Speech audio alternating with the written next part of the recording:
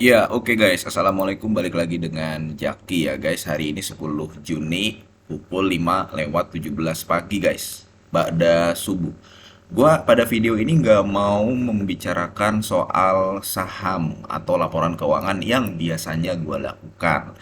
Gua mau ngobrol santai aja guys terkait dengan iklim ini guys ya. Gua catat di sini ya. Terkait dengan iklim investasi di Indonesia.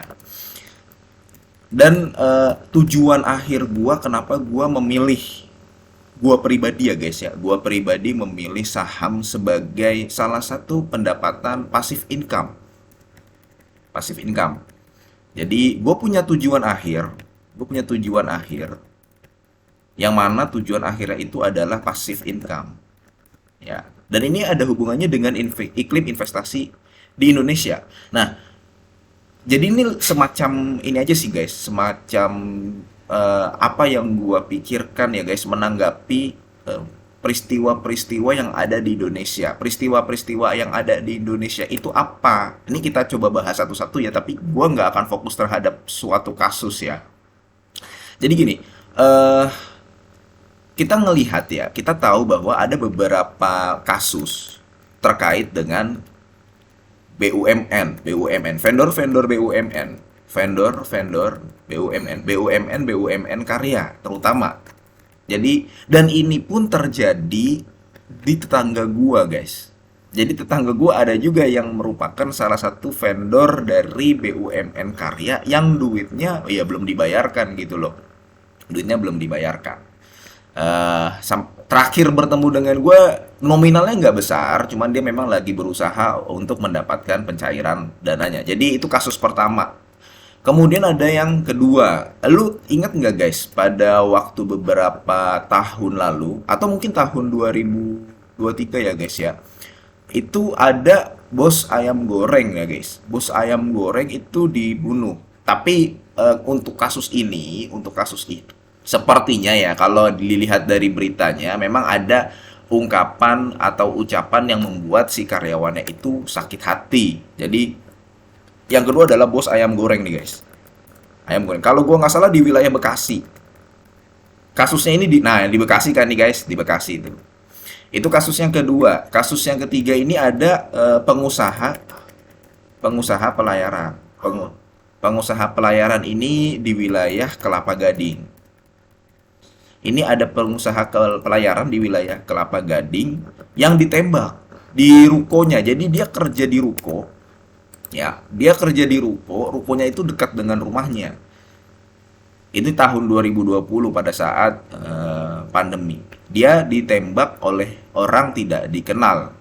Tapi gua nggak tahu ya apakah memang sudah ditangkap atau belum pelakunya. Mudah-mudahan sih udah ya guys ya, dan diberikan hukuman setimpal. Dan terakhir guys, terakhir yang memang bener-bener membuat gua miris, membuat gua wah, gua menaruh perhatian banget gitu terhadap kasus ini. Yang bos rental guys, bos rental itu di wilayah di Jawa Tengah. Kalau gua nggak salah di Jawa Tengah di wilayah Pati. Dan ini sempat rame di Twitter, sempat rame juga di Twitter di beberapa hari yang lalu. Dan gue ngikutin guys, gue bukan berarti selalu mengupdate saham perusahaan, gue nggak mengikuti berita-berita tentang nasional guys ya. Gue melihat dan yang kelima ini bener-bener, yang keempat ini yang bos rental mobil ya guys ya, bos rental mobil ini bener-bener wah gue sangat sangat kecewa, sangat marah, sangat sedih gitu guys ya, sangat prihatin. Nah, itu deretan kasus-kasus yang ada di Indonesia.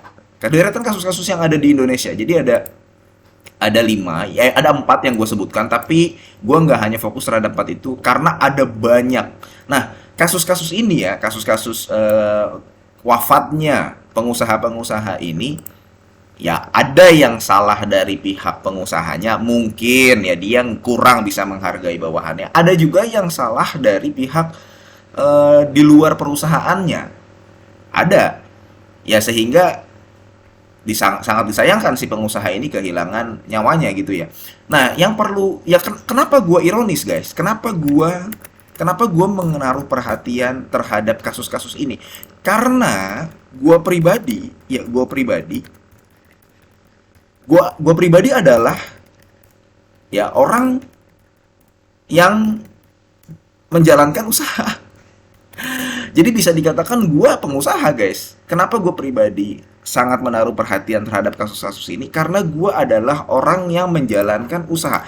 Jadi gini guys, gue sempat berpikir jangan sampai gue ini kasus terjadi sama gue nih. Mudah-mudahan nggak terjadi ya. Makanya gini guys, gue sama teman-teman di tempat usaha gue, karyawan-karyawan gue guys ya. Jujur aja gue kalau misalkan bekerja bersama mereka gitu ya. Kadang kan gue nggak ada di tempat bisnis gua gitu gak ya guys ya, kadang gua ada memantau dan membantu mereka gitu loh. Ketika gua berhadapan dengan mereka ya gua berusaha untuk menghargai mereka gitu loh. Paling enggak gua selalu mengatakan hal-hal yang positif lah, minta tolong walaupun mereka bawahan gua ya, gua selalu minta tolong ketika gua menyuruh mereka, gua selalu berterima kasih ketika gua sudah dibantu mereka, dan gue selalu minta maaf ketika gua ada kesalahan. Kan gua walaupun gua bos nih, jujur aja, kalau walaupun gua bos bukan berarti gua selalu bener, kadang-kadang gua salah gitu guys. Berhubungan dengan teknis itu terkadang gue juga salah. Nah, gua sempat berpikir kenapa gua fokus kepada kasus-kasus ini ya, terutama yang bos rental mobil ini. Kenapa gua sampai fokus, karena gua adalah seorang pengusaha, bisa dikatakan gua adalah seorang pengusaha yang menjalankan usaha beberapa bisnis seperti itu. Nah, gua guys fokus ke sana dan gua memiliki tujuan akhir passive income. Nah, ini sekarang balik guys ya, balik ke soal passive income. Salah satu tujuan gua, bukan salah satu sih, tujuan akhir gua fokus ke pasar modal adalah mendapatkan passive income dari mana? Dari dividen, guys. Jadi meskipun gua suka mengkoleksi saham-saham yang memang under value, yang berpotensi mendapatkan capital gain tinggi, tapi sebenarnya kalau lu perhatikan video-video gua guys ya, gua pengen punya perusahaan yang nanti pada akhirnya bisa memberikan gua dividen for living. Kenapa gua melakukan hal tersebut ya guys? Karena gua sudah menyadari hal-hal ini sejak lama. Jadi gini guys, ini yang mengalami korban ya, yang mengalami korban itu adalah pengusaha, seorang bos, seorang pihak yang memberikan lapangan kerja, ya kan? Dia pengusaha, dia bos yang memberikan lapangan kerja. Kita ngelihatnya dari sisi pengusaha dulu nih, ya guys ya. Jadi lu jangan mengkaitkan, wah kan ada kasus juga nih yang karyawannya juga dianiaya. Ada betul, ada banyak. Cuman kita fokus ke sininya dulu, ke pengusaha, bos dan pihak yang memberikan lapangan kerja. Nah, gua mulai begini guys, gua mulai menyadari bahwa kayaknya gua harus mengurangi gitu loh guys. Gua harus mengurangi porsi bisnis real life gua gitu loh. Karena kenapa? Karena iklimnya sendiri ya, buat gua pribadi, ya gua nggak tahu buat orang-orang lain ya. Buat gua pribadi, ternyata lebih nyaman menaruh menaruh nih guys, menaruh uang. Nih gua nulisnya gimana sih? Menaruh uang di aset yang lebih nyaman. Gitu guys. Ada yang mengatakan aset yang nyaman itu salah satunya emas. Betul. Gue katakan betul. Kalau menurut gue pribadi, kalau bagi gue pribadi, saham termasuk yang nyaman. Kenapa? Karena gue ngerti, karena gue paham. Jadi ukuran nyaman atau tidak itu adalah orangnya ini ngerti atau enggak. Nah, kebetulan gue ngerti saham. Gue ngerti perusahaan bagi dividen, gue ngerti fundamental perusahaan, walaupun gue belum jago ya, tapi gue ngerti. Jadi gue menganggap sebagai investasi saham itu adalah investasi yang nyaman, yang aman bagi gue guys ya.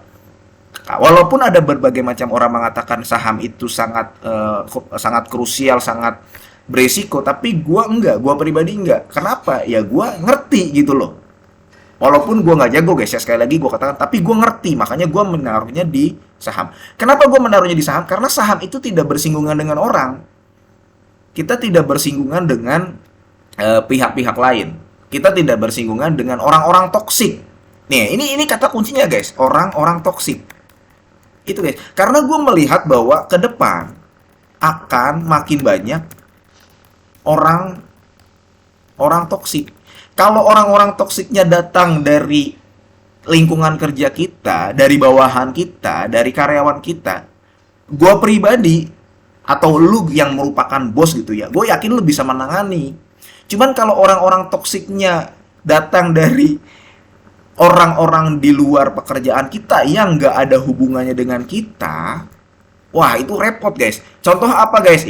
Ya lu yang punya usaha nih guys ya, mungkin didatangi sama pihak-pihak yang sebenarnya nggak ada hubungannya dengan pekerjaan. Kemudian mereka ganggu usaha lu, kemudian mereka membuat lu jadi nggak nyaman. Nah itu guys, itu yang gua hindari di kemudian hari. Jadi gua coba mengurangi interaksi, ya, mengurangi intensitas interaksi dengan orang-orang seperti itu guys. Kayak begitu. Nah, kemudian akan ada yang gue pernah diskusi ini dengan teman gue. Kemudian teman gue mengatakan begini, Jak, kalau pola pikir kayak lu semua, bahaya Jak. Bahayanya apa? Nah guys, gaji gini, nanti lapangan kerja akan makin susah, susah dibuat. Jadi gini, teman gue pernah ngomong, ya kalau pola pikir kayak lu semua bahaya. Pengusaha-pengusaha udah malas nih buka lapangan kerja. Karena apa? Karena mungkin iklim investasi terutama di Indonesia itu apa ya? Nggak nyaman, bikin nggak nyaman bagi pengusaha-pengusaha UMKM gitu kan lah. Bagi pengusaha-pengusaha mikro. Nah, kalau pola pikir kayak lu semua bahaya. Gue bilang gini, ya gimana? Gue harus menyelamatkan diri gue sendiri dong. Gue harus menyelamatkan keluarga gue juga. Gue harus berpikir terhadap diri gue sendiri, baru gue membantu orang lain. Lah kalau diri gue sendiri nggak aman dan nggak nyaman, ya gimana? Mohon maaf, gue harus egois juga dalam hal ini kan begitu. Lapangan kerja akan makin susah dibuat. Karena gini guys, yang paling dirugikan ketika kan gini, masyarakat itu ada masyarakat, kita ngomongin general aja ya, ada masyarakat tinggi, kelas atas, ada masyarakat kelas menengah, ada masyarakat kelas bawah. Ya, ada tiga nih. Lu perlu tahu bahwa di Indonesia dan di negara manapun biasanya begini. Masyarakat kelas atas itu yang mana? Masyarakat-masyarakat yang memiliki usaha tinggi gitu loh. Konglomerat lah, bisa dikatakan konglomerat. Dia masyarakat kelas atas. Kita bisa dikatakan sebagai masyarakat kelas menengah. Nih kita nih, lu yang udah nyemplung-nyemplung ke saham, lu ngerti saham itu nggak semua orang. Bayangkan, di IHSG, investor itu, di Indonesia investor di pasar modal itu ada 12 juta. Yang di saham sendiri itu kalau nggak salah hanya 5 juta aja. Bandingkan dengan penduduk Indonesia yang hampir 300 juta, artinya kan kecil. Jadi bisa dikatakan, dan lu yang masuk ke saham, lu dananya nggak mungkin kecil. Lu nggak mungkin masuk paling cuma 300.000, 400.000 gitu. Enggak. Lu ada yang masuk 1M. Bahkan gue sering menemukan dan punya kenalan yang memang punya portofolio di atas 1 miliar. Kalau gue pribadi belum ya, belum menyentuh angka 1 miliar ya. Nah, jadi ada juga saudara gue yang trading for living. Ya dia udah MM-an, dia 5% taking profit, 5% taking profit. Dia nggak punya usaha, usahanya dia nggak ada. Dia hanya berbisnis dan trading for living di saham, serta dia suka beli rumah, suka beli properti. Properti kan bukan usaha aktif gitu loh. Nah, jadi kita perlu tahu, balik lagi ke sini, di Indonesia atau di negara manapun ada masyarakat 3 bagian, 3 kelas, atas, menengah, bawah. Nah, berbahaya apabila masyarakat menengah. Jadi masyarakat kelas atas, ya, kalau dia bangun usaha, bisnis gede gitu ya, perusahaan TBK, yang dipekerjakan masyarakat mana? Masyarakat menengah.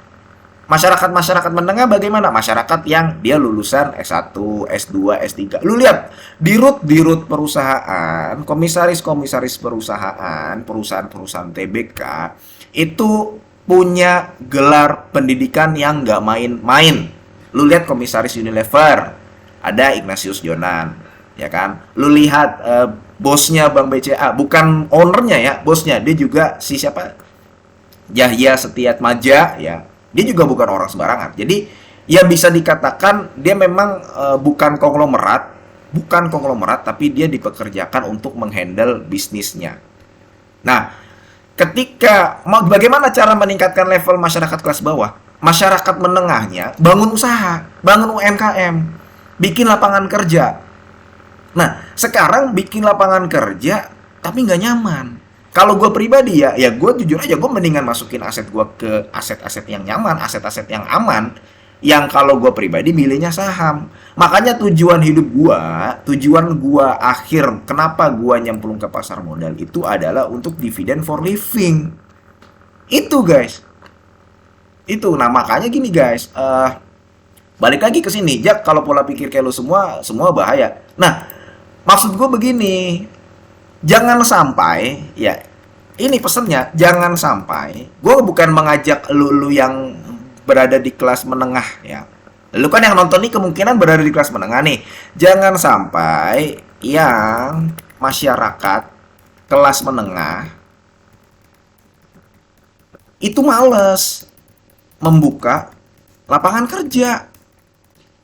Jangan sampai, karena apa imbasnya nanti nggak banyak lapangan kerja guys. Kalau nanti nggak banyak lapangan kerja, banyak kriminal. Kalau nanti nggak banyak lapangan kerja, nanti apa yang terjadi? Di sini sikut-sikutan nih. Di sini sikut-sikutan. Karena apa? Nggak banyak lapangan kerja, nggak banyak yang kerja, jadi banyak pengangguran. Kalau banyak pengangguran, banyak kriminalitas. Ya, yang enak ini kita juga bisa dikatakan kalau bisa ya meletakkan uang kita di aset-aset yang aman dan nyaman. Enak juga. Lu bayangin aja dividen for living. Lu bayangin guys ya, lu misalkan megang Hexa, megang Adro, megang PTBA, ya kan? Apalagi ITMG, apalagi yang dividennya gede-gede, BJBR, BJTM, ya BBNI, BBCA, ya kan? Atau Mandiri, Mandiri tuh lumayan gede tuh, BMRI, dan saham-saham berdividen besar lainnya. Lu bayangin, lu megang saham-saham ini, lu nggak ngapa-ngapain di rumah, ya. Misalkan nih, lu punya 1M atau 2M, lu cari saham yang bisa memberikan return 10% dalam 1 tahun, konsisten, berarti lu per tahun dapat 200 juta. Ya kan? Berarti lu dari 200, ya kan? Dari 200 per bulannya dapat 16 juta. 16 juta ini udah sangat cukup untuk hidup guys, tanpa ngapa-ngapain. Bayangin, tanpa ngapa-ngapain, lu nggak perlu ketemu dengan orang, nggak perlu membangun usaha, ya paling lu berhubungannya dengan market maker aja, lu berhadapan dengan orang-orang yang ada di bursanya itu sendiri, tapi kan nggak ketemu gitu guys. Nah lu ini udah bisa sangat bisa untuk hidup, bukan hidup yang bermewah-mewahan. Jadi nggak perlu kaya raya banget gitu. Tapi lu bisa hidup dengan aman dan nyaman. Nah itu sebenarnya tujuan akhir gue guys. Kalau gue pribadi ya guys. Nah maksud gue begini, ya gue pesan aja sih ya, enggak ya. Gue nggak tahu ya video ini akan didengar ya. Gue pesan kepada pemangku kepentingan, kepada aparat, kepada pemerintah Indonesia, ya ciptakan iklim investasi nih guys, dan usaha yang nyaman. Ya caranya bagaimana? Ya berarti yang nggak bikin nyaman ditindak, udah gitu guys. Jangan sampai ini kan terjadi ini kan dari versi gue ya, dari sudut pandang gue ya guys ya, sebagai masyarakat menengah lah. Ya mungkin gue bisa dikatakan masyarakat bawah juga sih, tapi kita harus bersyukur bahwa kita bukan orang yang paling susah gitu loh. Kita harus bersyukur. Jangan sampai ini terjadi di ruang lingkup ekonomi makro. Jangan sampai orang-orang asing nggak suka berinvestasi di Indonesia gara-gara hal ini gitu loh. Sekarang kita aja yang masyarakat Indonesianya terkadang malas bikin lapangan kerja, bikin usaha gitu loh. Maunya menaruh di aset yang aman dan nyaman. Jangan sampai itu terjadi di orang-orang asing yang tadinya mau berinvestasi di Indonesia, tapi karena iklim investasi di Indonesianya tidak menarik, akhirnya mereka kabur. Nggak jadi. Itu guys yang mau gua kasih tahu guys ya dari video ini. Ya mudah-mudahan video ini bermanfaat ya guys. Semoga lu sehat selalu sehingga kita bisa bertemu kembali di video-video selanjutnya. Ini bukan ajakan jual beli. Lama juga nih. Ini video terlama, guys. Ini video terlama yang gua buat semenjak gua jadi konten kreator. Yang mudah-mudahan video ini bermanfaat, guys ya. Gua akhiri, wassalamualaikum warahmatullahi wabarakatuh.